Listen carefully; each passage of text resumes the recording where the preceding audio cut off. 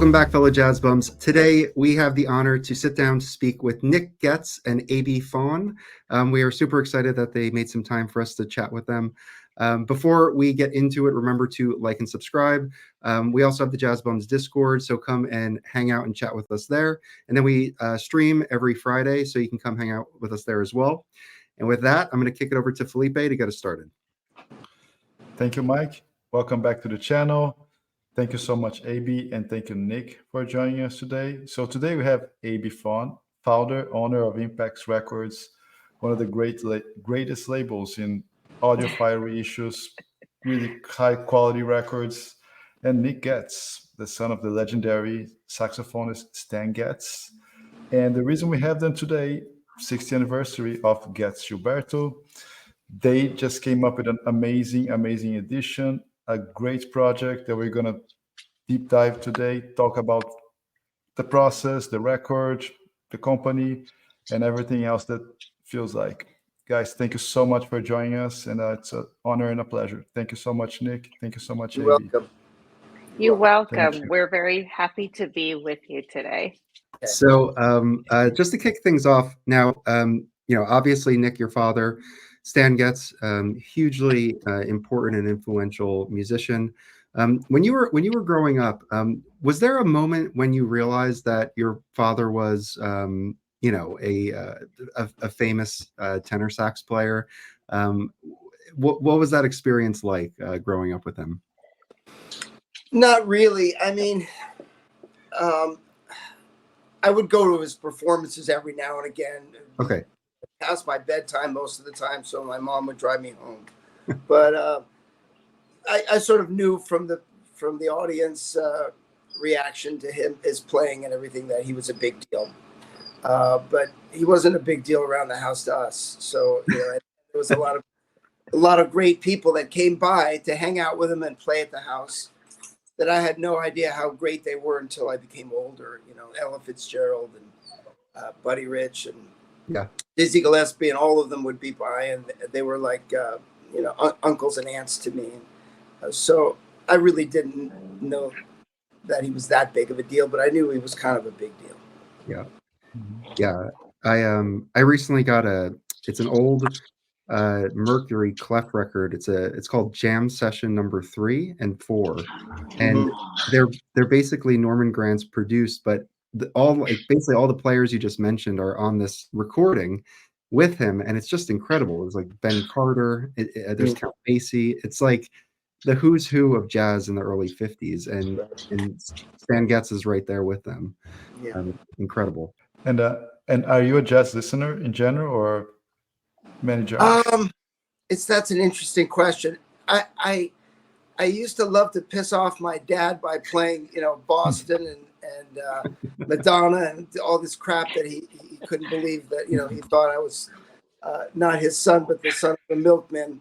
But as I got older, and he passed when I was only 29, and I retired from my career about 14 years ago, and I just decided I wanted to honor him, and there hadn't been much done with churning the library with good works on documentaries, so forth, and reissues like Abey has done. So I've really, really immersed myself into the jazz, into his music and the jazz much more. I always felt it was very corny for me to be playing my dad's. I always loved the bossa nova. Everybody loves that. That's the most timeless, sexy music that will never go out of style. It's so relaxing. And I played it a few times with guests, and I felt very awkward and it felt corny. And like I was bragging or something. So I had a mental block. But now I love it, and I play it all the time, and my guests and everything, enjoy it. And it's not a big deal, but I had a little chip on my shoulder about listening to jazz and my dad in general. Yeah. For viewers of the channel know that I tend to reference Wikipedia a lot because of this discography stuff. It's a quick reference. And I just wanted to quickly show, this is Stan Getz's discography as leader. And just wanted to show the extent of it and the number of recordings he had throughout the decades. I mean, it's pretty endless. It's an incredible body of work. And yeah, he obviously plays sideman. I mean, he's on historic recordings with jazz at the Philharmonic. I mean, it's one of the most impressive, discographies I can think of. Just kind of scanning it quickly, but when you kind of immerse yourself in your father's music, do you kind of go through his entire catalog, or is there like an approach? How do you approach it, I should ask? Well, I've been listening mostly to the bossa nova because I think he made about 6 albums between 62 and 66. Okay. And I think that is to me, it's my favorite type of his music. And I'm trying to do a biopic feature film. That is my goal. The documentary and a lot of these projects are making my father more relevant again for people who don't know jazz or know him. And having something centered around that early to mid 60s, I think is a great concept. And the bossa nova music is the type of jazz that everybody loves and still listens to. And it's the #1 jazz album of all time, I believe, in terms of sales. And so I've been listening mostly to all of those. But I've, of course, listened to all of his music at some point or another. But I'm really focusing on that to try to visualize a film, a major biopic feature film. And hopefully that can attract an A-list actor or director for that. Oh, that'd be fantastic. Yeah. I would love that. Yeah. That's awesome. That's awesome. Yeah. So now connecting the ends, right? So, Abey, this record has been done to exhaustion at a very high level. So it was an interesting, like, a great move of yours to try, but it had to be, at a really great level. So how was the conception, and how did you guys end up meeting each other and get involved and working together? How was that process? I met Nick through a mutual friend. His name was Jason Lord, and he's out here in Los Angeles. He owns I think the name of the store is Abey Audio. He's one of the largest Macintosh dealers, and Jason and I were talking about music, and that's how we connected, Nick and I. And Nick was sharing with me his vision for his dad's music, what he wants to do, about the film he is in the process of directing, and about his dad's legacy. And as you said, I told him right off the bat, this is one of the most famous album, if not the most famous album in your dad's catalog. It has been done to death. It would be a death sentence for me to do it again. Plus, I own the analog production version, and it's really good. So Yeah. I said, if we were to do it, it would have to be the definitive version, and we would have to have so much more. And that's when Nick and I got together and said, okay, let's brainstorm. Let's see what can we do to make the Impex version really the definitive version. And one of the things I asked for is the involvement with the family. None of the previous releases were family involved. So I wanted the whole story, not just the music, but I wanted to know from conception to delivery how the album got started, the involvement of Monica, Stan's state of mind, all of that. And I wanted to build that into my release. We always know there's a year delay, right, between recording and release, but it was never very clearly shown, explained. I thought that the story there was fantastic, right? Yeah. That she called the radio station, sending copies. Right? Yes. Yeah. Monica played such an important role in this on this release, and most people are not aware. And as Nick has said in some of our previous demos, there's so many books written about his father, and I think part of my liner note is also the universal liner note. So we wanted to get our story from Monica, who was there. Who was there from the beginning, her involvement, Stan's, perception of how this was going to come out. So having Monica's liner note was a big, win for us. So you guys had access to their vault, their archives. How was it? Like going through? It must have been quite interesting, I think, for both of you, right? I'll let Nick speak about his experience, but for us, when you're licensing, the process is we request what we need from the label. So this would be Universal. So we sent out a request. Robert Sliger, my art director, asked them what they have, and they provided us liner notes and photos, what was used in the previous version, and there was nothing more to add to what Universal had. And Robert and I looked at it and we said, this is what everybody else has. Why would they want to see the same thing rehashed? And that's when Nick and I got together and I said, okay, Nick, this is where you really need to help if you want to see this album released successfully under the Impex label. Nick connected me with his mom.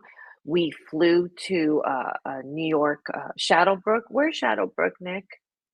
It's about 25 miles directly north of Manhattan on the Hudson River in Westchester County, New York. Okay. And I sat down and with paper and pen and started to talk to Monica. And we were having tea. She served us teas and cookie. And about 2 hours into the conversation, I realized I can't write this. I can't even record this fast enough. She was just story after story. It was so overwhelming. That's when I said, no, this information has to be shared in another way. And then this is when we asked her, would she even consider helping us write a liner note? And while I was at Shadowbrook, we went through photos, we went through her room, we looked at, just photo albums, pictures to see if there was anything that she would be willing to share with me for this reissue. It was really fun. And then of course I was looking for bonus materials. I kept asking her, was there any, reels lying around the house or in the basement and storage that maybe that was never used. We found no reels, but as you saw, we had some great photos that she shared, and again, she agreed to the liner notes. It's interesting to see her perspective, her liner notes there, along with those like family, more intimate, candid moments.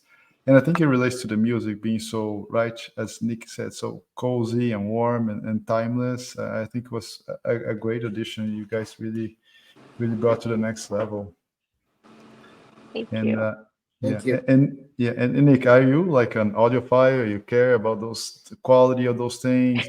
Do you have this type of requirement? How was that experience for you getting into this world? I still don't understand all the technical things that went into the making of this and how great, but I'm starting to read the reviews and the feedback from the audiophiles, and what Abey's been able to do is fantastic. But my mother and I, we shake our heads and we can't follow. We don't know the difference between anything technical at all. We just like the sound is incredible. Yeah. That's all. Yeah. Well, you guys are in good hands with Abey for sure. Yeah. Well, the first time he heard the test pressing last year at Expona, he hadn't heard the record. He attended the one mastering session with us, both Monica and Nick, at Bernie Grumman's, but he hadn't heard the album. We brought the test pressing, and we were at the Quintessence Suite, and I think this is a while. I think they had a clear audio table and a large Sonus Faber speaker. I think it was Sonus Faber speaker.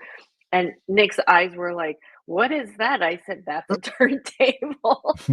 And then when we started playing the music, you should have seen his face. He completely lighted up because he's never heard the album this way. Yeah. Abey, can you just speak about the kind of the one-step process that you use and maybe just some of the technical details for people who are unfamiliar with it? Sure, I'm happy to.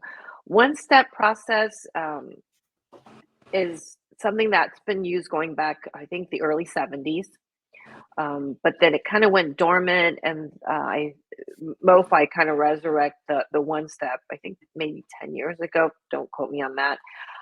And one step is exactly what it is. It's one step. So when you make a traditional record, it's called three-step. So you get the master tape. I'm thinking it through my head. You get the master tape, you cut a lacquer.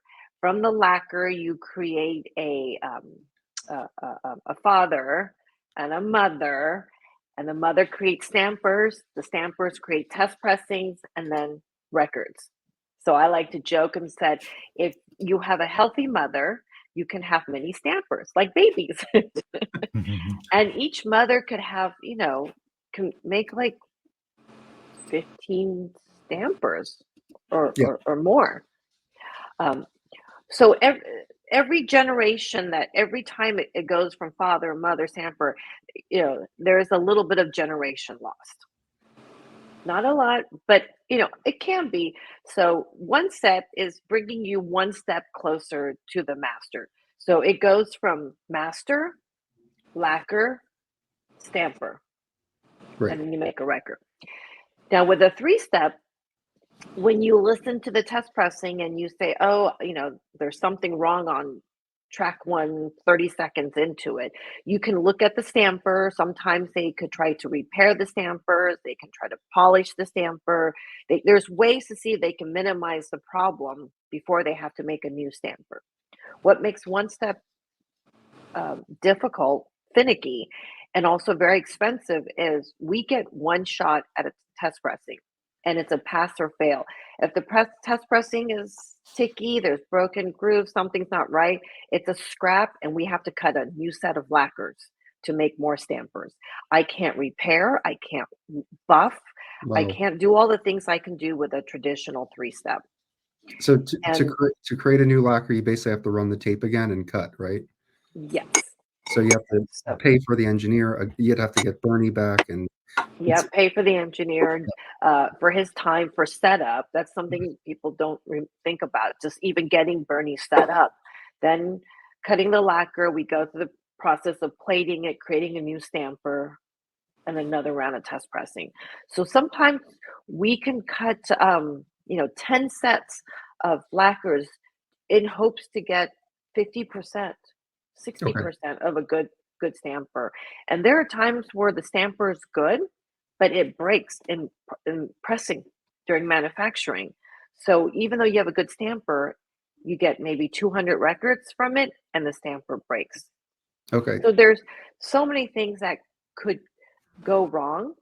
But one step is like the name, and it brings you one step closer to the master. There's less processing, and you can't repair it. So it's So from this point, can you talk about the pressing plant that was selected or that you're using, and then I believe they're using a specific high-end vinyl formulation as well, correct? yes. So this album was pressed by RTI. They've been around 50 years. Actually, I think they're celebrating their 50th anniversary this year. I've been using RTI since, well, my dad's been using RTI, I think, since the late 80s or early 90s, and I've just continued. We have a wonderful relationship. And with all our one step, we use a vinyl formula called VR900. That's not a marketing term, that's the name of the formula. If you make a purchase order, it says VR900. That is a formula that really was developed by Neotech a few years ago, and it really brings down the noise floor. It helps. It's also a much more transparent formula, so it's great for certain music and not so great for others. You have to know your music to use this formula. Nick, when you got the final product, what was your thought when you saw the final thing realized? How did you feel about it? I came out way better than I expected. I mean, it's amazing. It's a book, and the pictures, a lot of them I'd never seen before. They're never seen before family photographs that I hadn't even seen, that Abey and my mom were able to dig up at Shadowbrook. The recollections of my mom were fascinating because I was born around that time that the album was made. I was very young, so I couldn't have possibly known those stories. And just the quality of everything in it, it just feels amazing. And I don't want your viewers to live with the regret of not having gotten theirs, because there's only a certain amount of them. And it's really a special thing as a gift or for a fan of my father to have this, even though it's been done before. So yeah, it is limited to 7,500, and it's still available at the time of this recording. And I think it's a way to celebrate, one of the, great albums, great American bossa nova albums. So I think it's well worth the treatment that was applied to it. So I think Abey, you were saying that there are other really good versions of this, but the challenge was, how can we put this into a space where it makes it stand alone? And I think you guys have achieved that. Thank you. And not to pat myself on the back, but the team that was involved in producing this album is incredible. I've worked with Robert Sliger, my art director, and Bob Donnelly. He's our QC director and also acts as a producer on certain titles. We have worked so closely on this, and the mastering on this album really is spectacular. Bernie hit it out of the park with, it's so musical, it's so emotional. It's just, everybody who's heard it has said to me, they connect with the music, and to me, that's the most important. I mean, I can have the greatest packaging and the greatest liner note, but if the music isn't there, it's not there. Yeah. Everything came together perfectly. Yeah.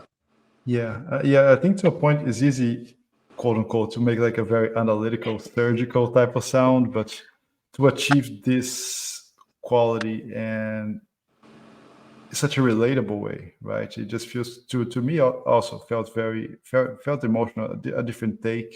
Although it's just a different take on the record. Yeah. And yeah, this is quite great. And for Nick, I would, so any other records that you'd like to perhaps of Stan's catalog would you like to see such a way that deserve a little more attention? Have you been talking to Abey about doing more of those, something like that? My dad's very first bossa nova album was with a friend of his called Charlie Bird, and it's called Jazz Samba. And I love it equally as much as Getz Gilberto. And it swept the Grammys in the jazz category in 1963, I believe. Won everything. And it was something that was done in one day as a favor my father did for Charlie, because Charlie had heard this pretty music from South America, and my dad was doing nothing else. And he thought it was really pretty and thought, oh, I'll do it. So they went and did that album in one day at a church in Baltimore, I believe.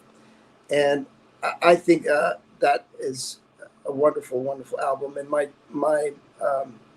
mother and Abey and I are now working on a second issue with Abey, because we have a tremendous amount of respect and trust for her and doing excellence.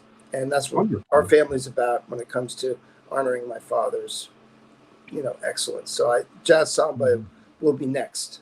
Excellent. That's great. That's great. Yeah. That's really good to know. It's fantastic. I love that one as well. Yeah.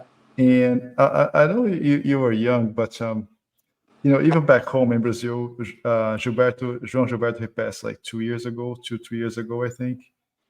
And he was also not an easy person to deal with, to put it very, very mildly, right? Yeah. But your father recorded on and off with him for quite a few years. Yeah. Do you have anything to say about that? Did you ever, how was? I have a lot of memories. João and I are very close. João came to spend the weekend at our home, Shadowbrook, and he didn't leave for about 3 years. He lived on the third floor, and he was an interesting guy, and he definitely marched to the beat of his own drummer. And I have many great memories of epic ping pong games with him.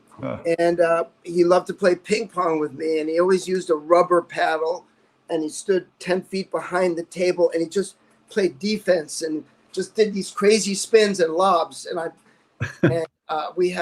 was slamming the balls, and he was. It was almost like he was doing some sort of Zen thing. Little did I know he was high on marijuana out of his mind, probably. But yeah, he was a very, very sweet guy, and my mother likes to say that for him to play the moon and the sun and all the stars had to be in the right spot for him to want to do it. Yeah. But when he was right and ready, he was beautiful, just a beautiful singer and a beautiful musician. And yeah, I loved him. He was a very, very gentle man. That sounds great that Jazz Samba is going to get the Impex treatment. Abey, I just picked up the Lark, that RCA title, which is absolutely beautiful. Heifetz sounds incredible on it. Yes. I honestly, I feel like your label is just so, like, it's so different. The title selection is different. Even that pick, the fact that it's I know you've done mono classical before, but that's, I feel like, something that a lot of other labels, won't even think to do, because they're looking for stereo, for later stereo stuff, and they ignore like that early Heifetz stuff, which is incredible, music. So I just wanted to say how big of a fan I am of him. I think what was the first title I picked up from you guys? It may have been a Monk title, but Monk's Dream. I have Monk. Yeah, I think it was Monk's Dream. That's it. Yeah, it's a great version. It's a great album. Yeah, and to just to add Stan Getz to the catalog, I feel like is a real, especially in this kind of one step way. It's like a feather in the cap of a catalog that is already has so much great stuff in it. Thank you. We are a smaller boutique label, so we pick our titles very carefully, and we go through a process, and we really think about it. It's not just like, oh, I think this will do well in sales. Of course, we want our titles to do well in sales, but we also sit with the album of, why we want it in our catalog, what makes this album important, how are you going to give it the Impex treatment.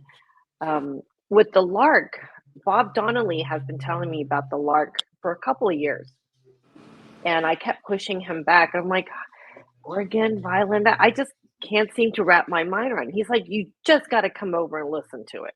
Mm-hmm. So I stopped by his house for something, and we sat on his couch, and I think he even poured me a little shot of tequila, and we sit back, and he put it on. And at the end of the album, I looked at him, and I had tears. And I don't cry very often. It takes a lot. I had tears. It was so incredibly emotional and passionate. I was like, this is what you've been talking about? From that moment on, I dived in full force. I said, all right, we have to do this album. And we started researching. We started to get, see if there's other versions. And we realized it's pretty rare. Yeah, it is. And yeah, and we were, and Bob had an original, but we were also looking at other versions or something similar. And I said to Bob, and we both agreed that if we want to move forward, we have to be able to capture this emotion, this musicality of it. And that's where the whole process began, working with Andreas Meyer at Swan Studio with Chuck Granada and Sony Music. And it's one of my favorite Heifetz now. I listen to it all the time. Yeah. I was happy to see Chuck did the liner notes to it. Yeah. I know him because he's a Sinatra guy, and I have his book, and I'm a huge fan of his, so thought that was cool. And yeah, we know that there was the announcement that the Frank Sinatra Sing and Dance will be a one step as well. So yes, we are excited that was announced yesterday on Steve Westman's stream. So definitely go check that out if you haven't seen that interview. That was great. And yeah, looking forward to that. If any of your viewers are going to be at Expona next week, Chuck and I will be at the Quintessent Audio Suite again this year, and we're going to be doing we're going to demonstrate the test pressing, and of course Chuck will have some wonderful stories about Sinatra. Being a Sinatra historian, he, all things Sinatra, he's amazing. Yeah, he knows. Sure. it's incredible. That's great. So speaking of Expona, you guys have been there last year, and you're going to Munich next week. So how's it going to be? What you're going to be doing? Yeah. Besides, how's the whole plan for the Munich show? Because that's really one of the highest end in the world, right? If not the biggest in the world. It is the biggest in the world. Last year I was there. My guest last year was Al Di Meola, who was the brand ambassador for Munich's 40th anniversary. This year, Nick is coming with me. Our host is Audio Reference at the show, and Nick will be there only 2 days. I wanted him to stay, but I could only get him to be there for 2 days, and we will be demonstrating Getz Gilberto. Nick will be sharing more Excellent. stories, and also just to show him, what our world is like. And yeah, I'm really excited for Nick to come. He's going to be quite surprised. Yeah. It's an amazing show. Yeah. And it's dedicated to what we do. Right. Yeah. Absolutely. Nick, how's the experience for you to go to the hi-fi shows? I've been to Expona and I enjoyed it. Abey and I spoke about 8 times, and Wow. it was, people were just very receptive to the stories I was telling, and it felt good for me to honor my father. I had a great time. It was great. Mm-hmm. Yeah. I'm relatively new to collecting records, and one of the titles that I was recommended over and over was Getz Gilberto. You have to have that in your collection. So I'm sure there was a lot of interest in it, and at a hi-fi show, it's just the perfect place to demo, right? Yeah. On those systems in those rooms, So this album, I mean, it's so unique in that it crossed over the British invasion and social revolutionary times of the 60s and the assassinations of JFK and Martin Luther King and Robert Kennedy.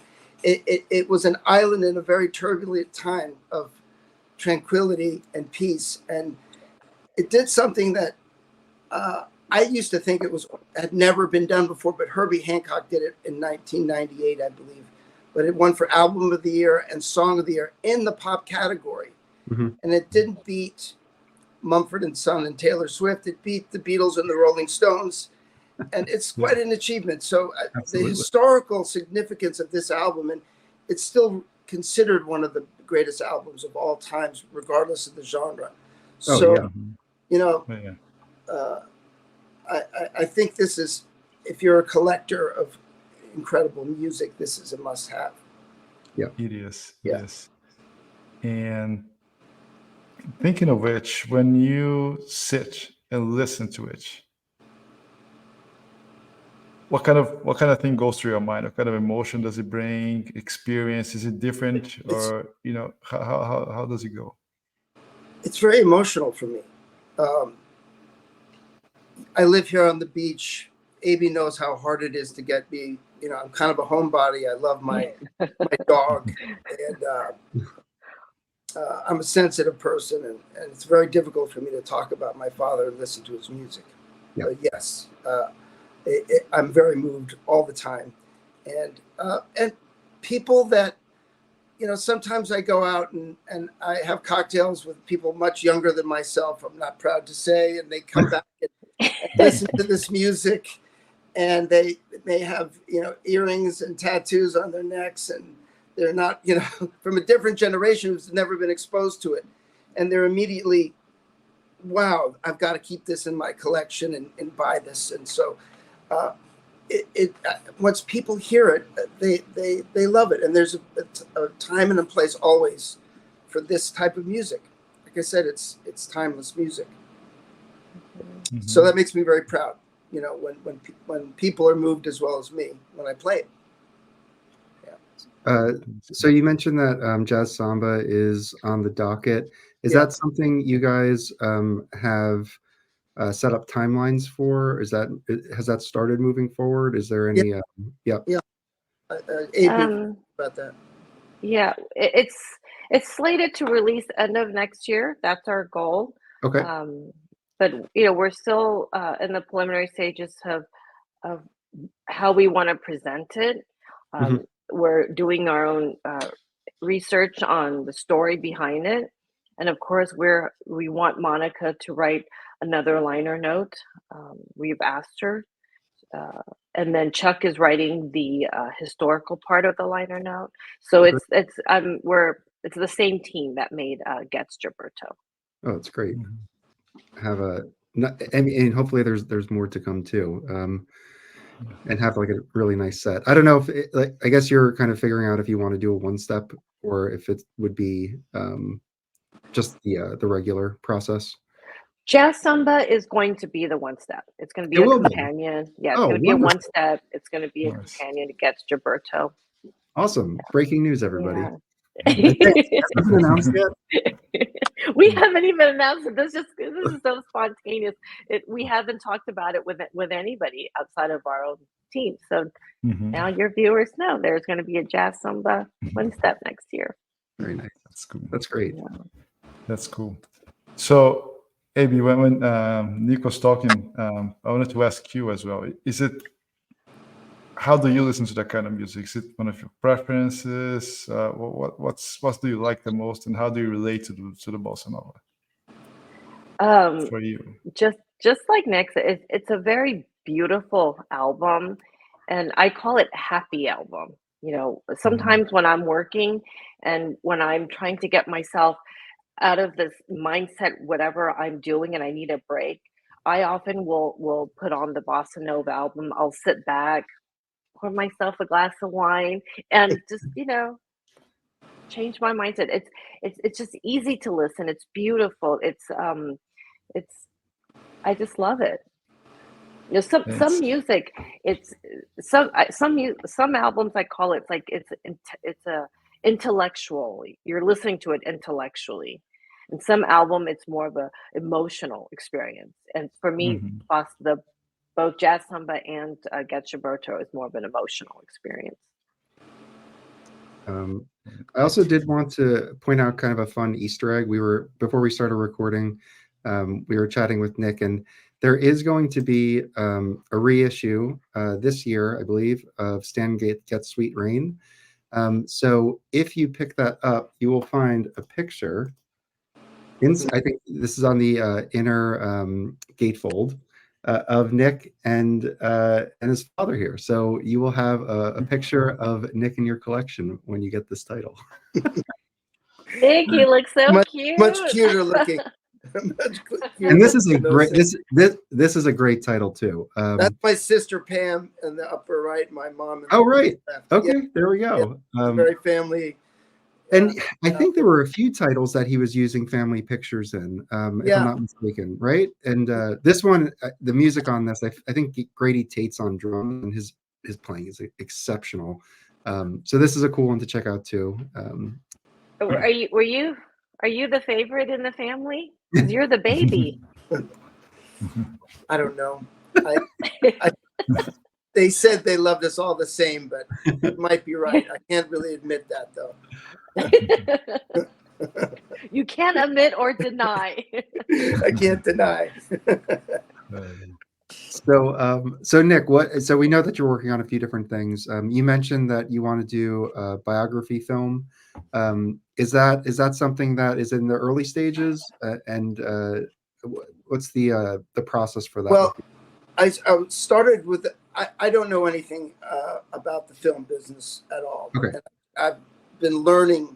It's very, very difficult to get films made, and I wanted to start with a documentary film because the budget is probably 1.3 to 1.5 million to do it correctly, as opposed to a biopic feature film like the movie Ray, the Ray Charles story, or Walk the Line, the Johnny Cash story. Those are 25 to 35 million dollars. So I started out small with the documentary, and I know that there's a lot of streaming services that want original content. So I'm well into the process of getting that done.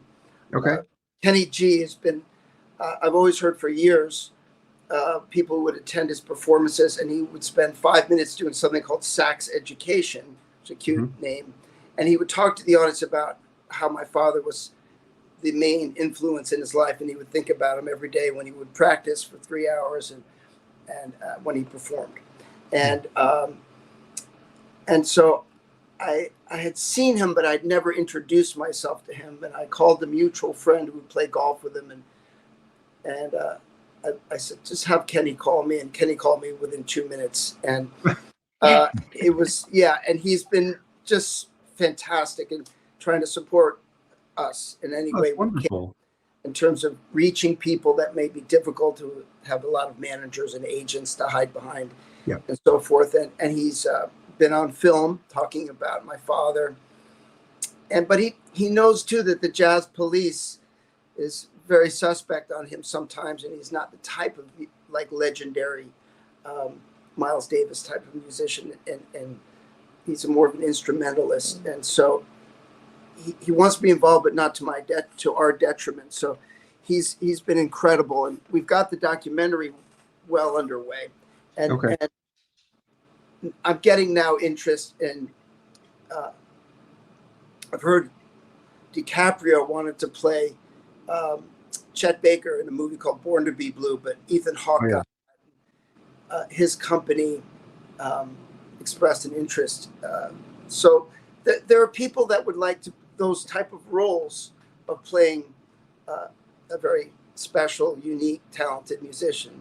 Yeah, and I'll just keep pushing toward that. That's a lot farther away to get done. Yeah, but right now I'm just pushing to get the documentary fully funded, and then it should be done within a year to 18 months from that. And that's great. So, and Universal Music Group, which owns about 93% of my dad's music rights, is being very supportive and helpful.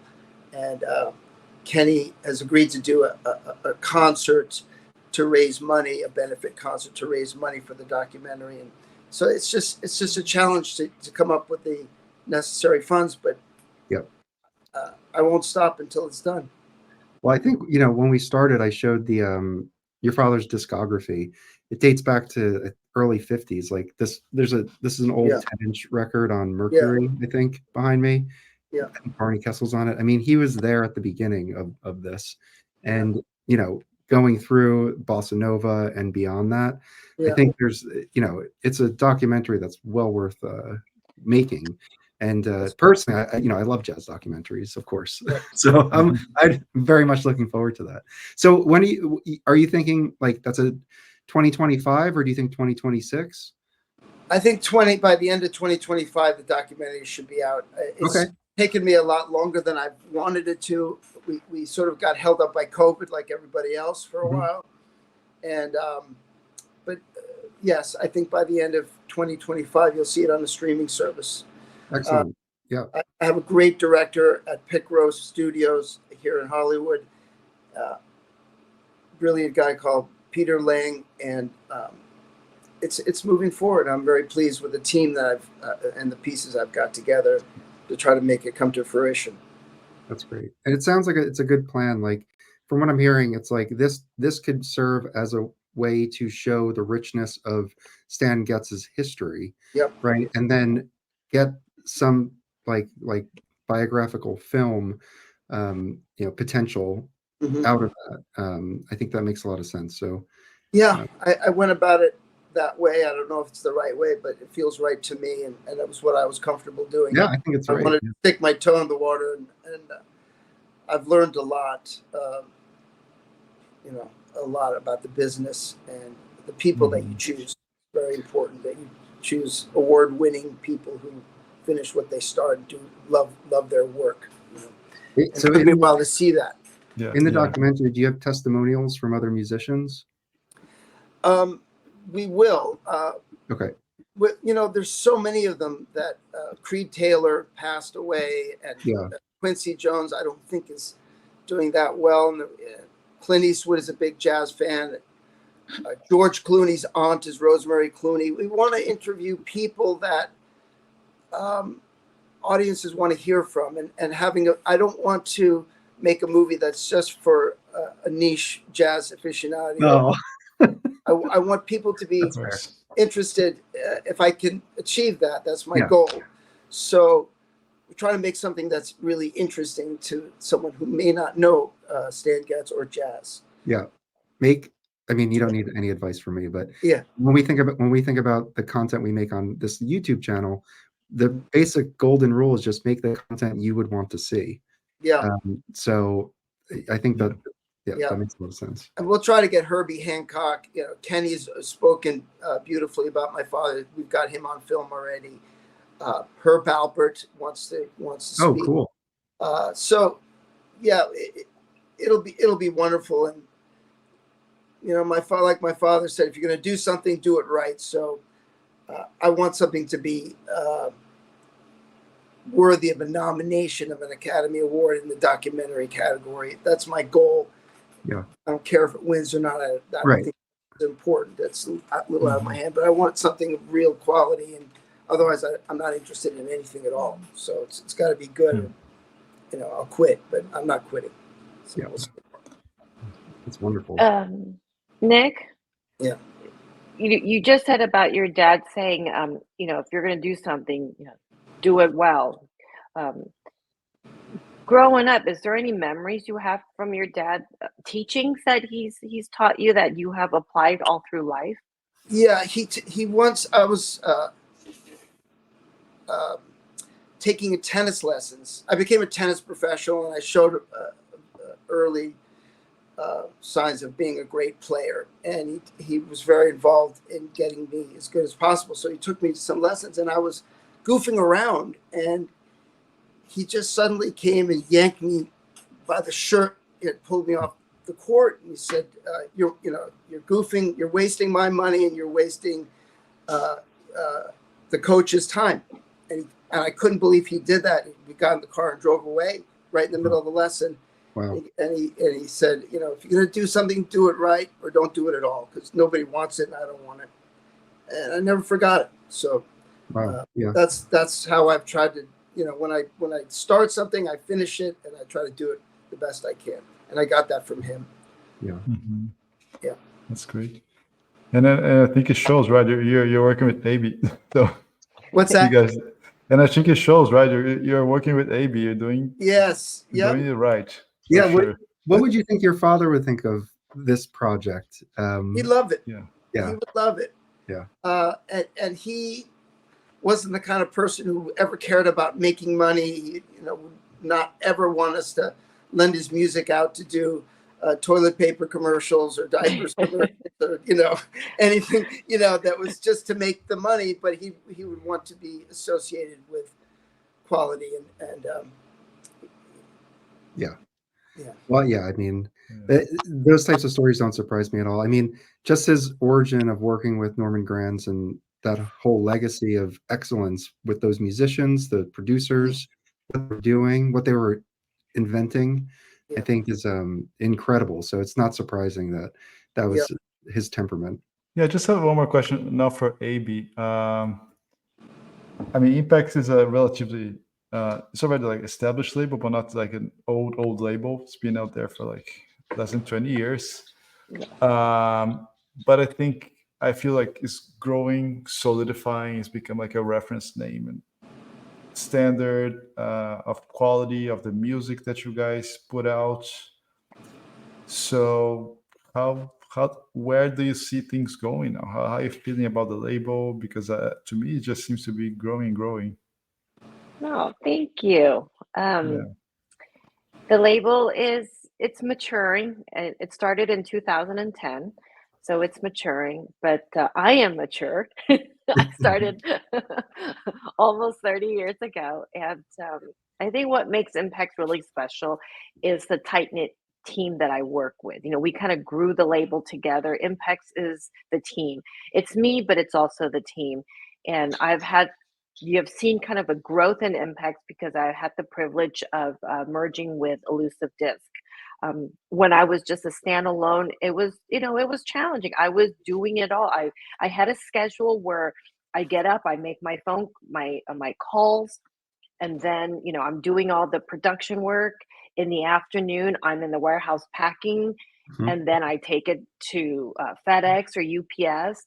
At night, I come home and I make the purchase order. And then before I go to bed, I'm on call with my European customers because of time difference. Yeah. And it got to a point where I realized if I wanted to take the company to the next level, I needed help. And Elusive was a perfect blend.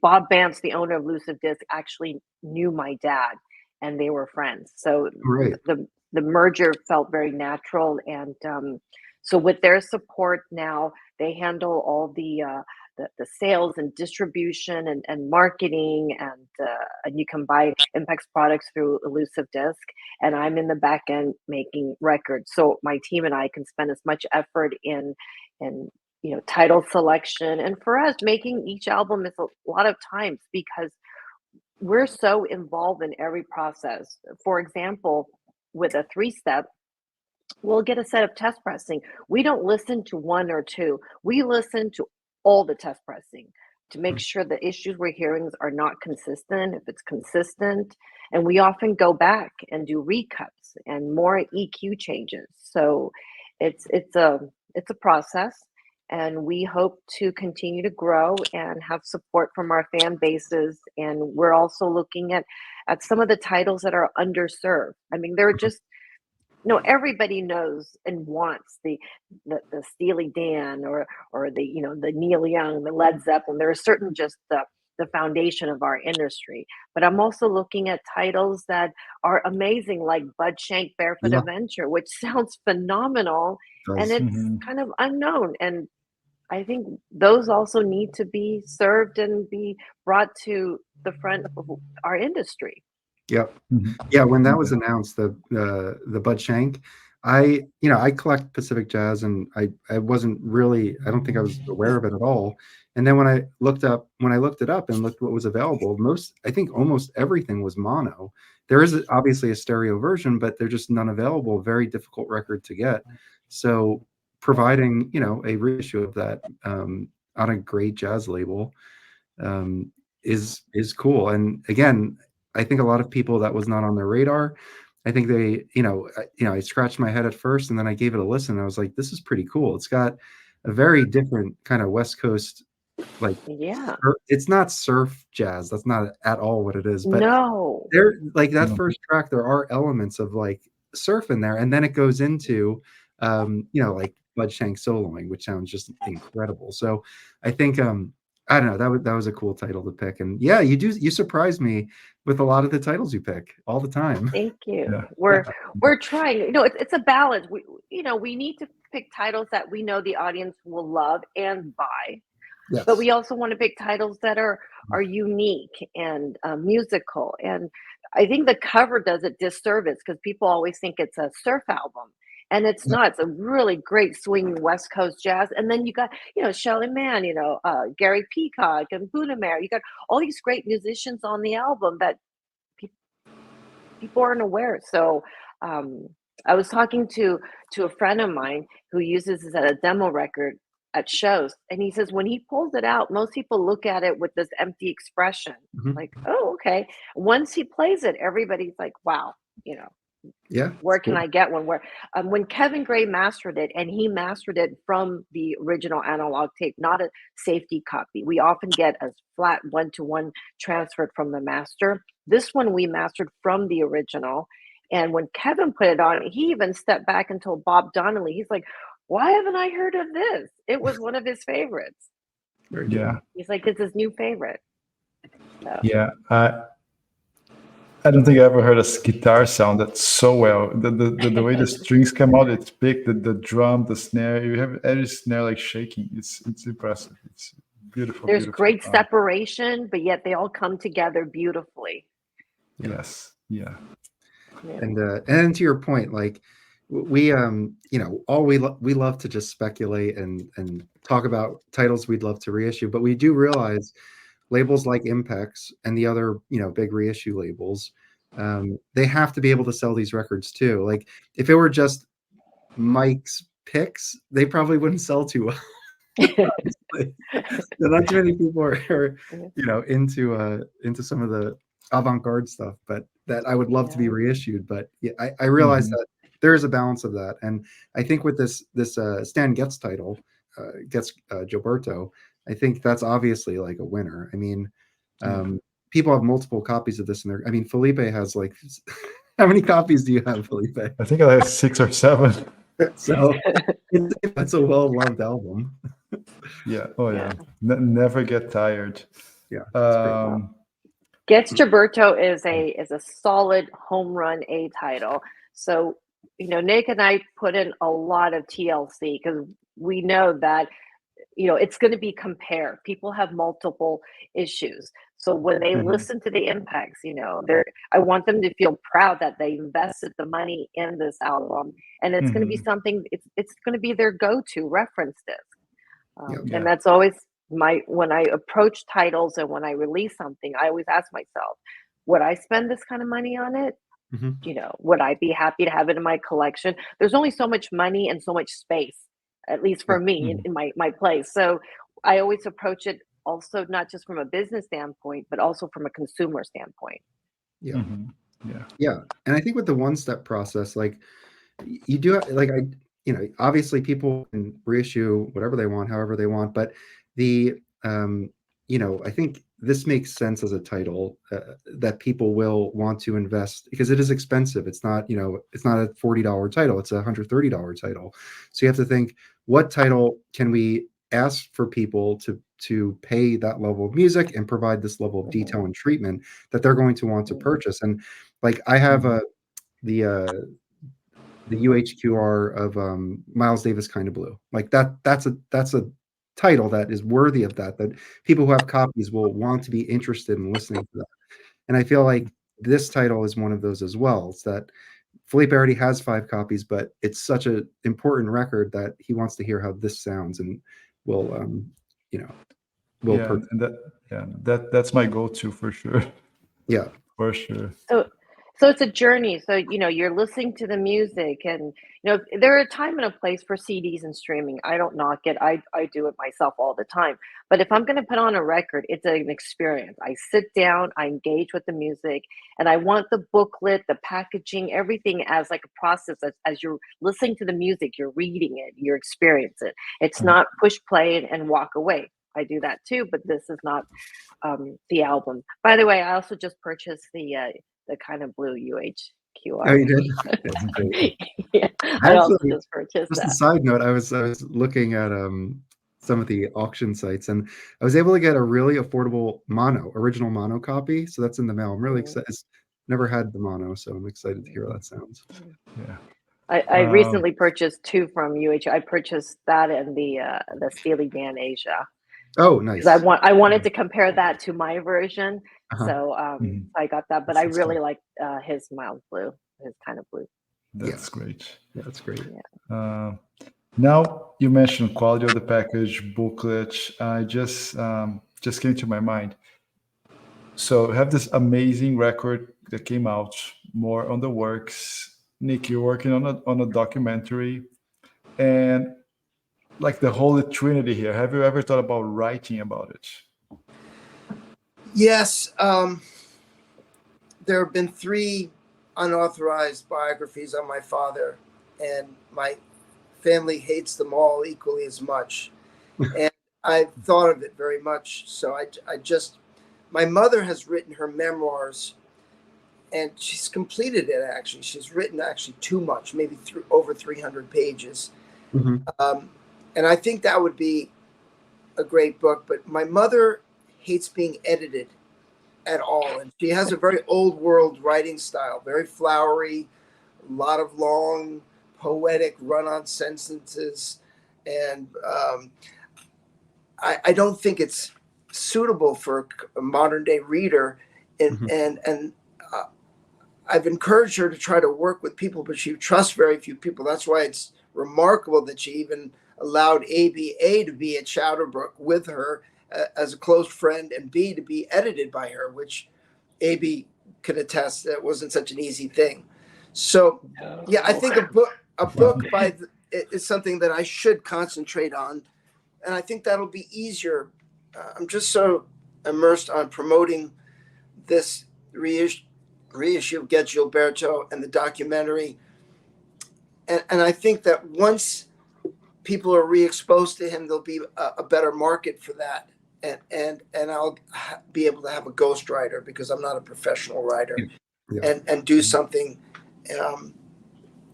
in regards to that. But that's a goal of mine as well. Anything that we can do to make my dad relevant and honored is something that I'm interested in. Yeah. I have talked to Monica about her book, but Nick says it's almost done. I haven't read it, but she does not welcome editing, and you can't publish something without going through a couple round of editing. Yeah. And I think beginning to realize it's just a time. Yeah, it's beginning to realize it have to time. be. It's a matter of time. It's a matter of time. It'll happen. Yeah. She wouldn't have spent all that time for it just to sit there getting dusty. Exactly. So, Right. so she just has to sort of adjust her expectations a little bit. Everybody needs a little editing. Yeah. Mhm. I like that. I kind of appreciate the stubbornness in some way too. Yeah. Yeah. But that's nice. Yeah. Care about and believe what she wrote. Yeah. I think Abey even said she was arguing about commas and so forth. Yeah, we got down to the comma. Wow. I asked her, I said, "Are you counting my commas, Monica?" we got to that stage. But Shadowbrook is also a magical place. It's got what, 28 bedrooms? Nick? 27 bedrooms, 13 bathrooms. It's about Wow. 15,000 square feet. It's a house that was built in 1892 by one of the wealthiest men in the world at the time, smokes. Henry Graves Jr., who cornered the silver market and owned a super complication watch, one of those hanging watches that was made by Patek Philippe, and Wow. it went through several owners. We bought it off the Newberry family. The Newberries were like the Woolworths of the early 19th century, 20th century. Wow. So it's a place that's old. It's kind of like a Downton Abbey kind of a place that has an elevator and The dungeon, big fireplace, the big humongous, fireplace. It's like an old castle, almost for. Wow. But my mom loves it. She was raised the granddaughter of a count related to the King of Sweden. Okay. Called Rockelstad, and so she's very comfortable and familiar with living in a house that big, and she's still there. They bought the house at the end of the era where my dad really became famous from this bossa nova. In 1966, Okay. She convinced him to treat himself to this house that has an acoustically perfect music room. They later had a studio built by Mark Levinson to record. Wow. And Wow. it was something that he was almost a little ashamed of, Duke Ellington and Dizzy and everybody would come over to the house and they were like, wow. But he crossed over. He had some commercial success that some of these jazz musicians didn't quite enjoy. And so he put it into that house, but he would be a little embarrassed and sheepish about it. My mom also convinced him to get a Mercedes, and he was very 450 SL, and he was like, "Don't get me all this stuff; it's gonna ruin my creativity." He was superstitious against being full of yourself and showing off and having all that trappings of material luxury. Yeah. I was to say, if you in the booklet on the liner notes on page 26, that photo, that's the house. That's the perfectly acoustic studio. Not studio, it's a ballroom in their house. Because the studio that Mark Levinson built is off-site, right? It's not off-site. It's like, it's not on premise. It's not part of the house. It's on the premise, but not part of the house. On page 26. Yeah, that's this one here. Yeah. Yes, right there. Yeah. Oh, And wow. those are all Tiffany stained glass windows, and then the floors have this old world gorgeous wood pattern. And if you stand in the sweet spot and you clasp, it's literally perfect sound that resonates throughout the whole That's incredible. ballroom. Yeah. It is, and I think your mom put a little table right in the sweet spot, so you can hear the echo and the music and even your own voice as you walk around the ballroom. If I have a little bit of stubble on my chin and I just scratch it like that, it goes. I mean, you can hear it's that acoustically perfect. That's Wow. incredible. My dad would like Yeah. to. Just Wow. hearing about this makes me think about just, are there any like recordings that the family owns that are like unreleased recordings, or like any type of like tapes in the attic or anything like that? A couple 2 years ago, there was a recording, a live recording that was done at the Village Gate, and it was found in the vaults at Sony somehow, and Sony gave them to Universal. Said, we found these, and they turned out to be brilliant recordings, and they released them. And the very first week, they shot up to #2 on the charts, and it's called "Getz at the Gate," and that is. Oh yeah. And my oldest brother Steve found something. I think about, my dad's been gone a long time, since 1991, but I think he found something and released it as well in the early 2000s or the late 90s. But there's very few things that are left that are unrecorded, unfortunately. I checked. Part of my job when I was there was I was hoping find that magical reel. Yeah. No. Yeah. Well, he put everything out. I mean, he has a lot of output. That's, I mean, that's not surprising. People thought he was a lot older than he was when he died, because he started in the big bands when he was 15, and in those days, the musicians were required to produce at least 3 albums a year for these labels, and now it's like they put out one every 5 or 10 years, and they make a video, and they learn to dance, and then they just cash in millions, and now they are much less prolific than him. So the amount of music he produced is mind-boggling. Yeah. That's what we were talking on Friday. Right? He gave Horace Silver his first gig in the 40s. Yeah. Right? It's impressive. It's impressive. Yeah, incredible. Yeah, and he did die kind of young. I mean, he was in his early 60s, I think, right? 64. Okay. Yeah. 64. Yep. And Nick, now speaking of your mom, did she listen to the record? Did she see it? How did she feel about it? Yeah, I've spoken with her about it, and she's very, very pleased with it. And she's hard to please, and so that means something, Yeah. So. And I think she's glad too, because she wasn't allowed to be given any credit for being important to this music. She actually was the one who discovered Astrid Gilberto. Astrid was just a housewife of João's, who constantly was trying to get with João's band, and it was like I Love Lucy episode where she wanted to be in the band, and he said, no, you're not good enough, you sing out of tune and so forth. But when my dad and João were looking to find someone to sing the lyrics to Girl from Ipanema in English, my mom spoke up and suggested it in the studio, and João said, no way, she sucks. And my dad said, come on, João, let's give it 3 minutes. Worst can happen, we'll have a good laugh from her singing. Yeah. And she was able to do the song perfectly in a very simple, straightforward, amateur way, without so many bells and whistles, and the full range of showing off all of her skills like many female divas today do. Yeah. And so my mother also was managing my father brilliantly behind the scenes in an era where women weren't allowed to really be in the meetings with the men. She would serve the cookies and the coffee, and then listen to them from the kitchen, and then tell my dad, we're going to do it this way and not that way. And so she always felt like she never got any credit for being, there was a team involved. She really brought the best out in my dad in this era. Yeah. And she kept him sober. My dad dealt with a lot of addictions and alcoholism, and she sort of was able to manage that at that era for a time.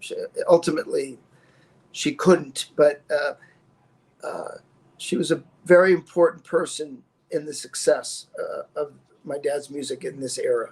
That's wonderful. Monica is sharp. She's a good judge of character, and you know, when they met, Monica was here in the States studying international business or international politics at Georgetown. Yeah. Mm-hmm. Yeah. So. Yeah. They met. My dad was giving a concert on the Georgetown University campus, and she was sort of backstage as a guest of a friend who was working the event. And my dad was thought she was stunning, but she was, and was trying to chat her up before his performance. And she was kind of blowing him off and giving him one-word answers and trying to see who's going to be the performer. And then 5 minutes later, he came out from the other side of the stage, and they gave him a standing ovation. And she's, you know, she knew there was something more to this guy that was trying to talk her up than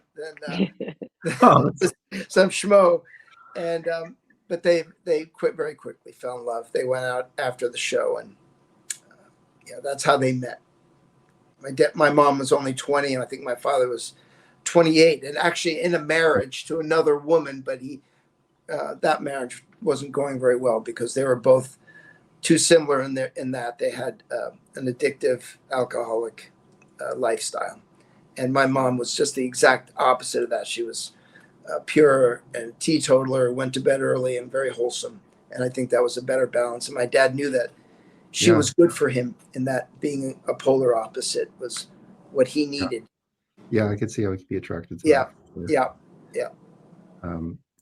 Well, we've now been going for well over an hour. So thank you guys so much. It's always a joy to be able to kind of speak with people who are producing records, producing these reissues that we love, and giving their perspective. And Nick and Abey, thank you so much for spending the time with us.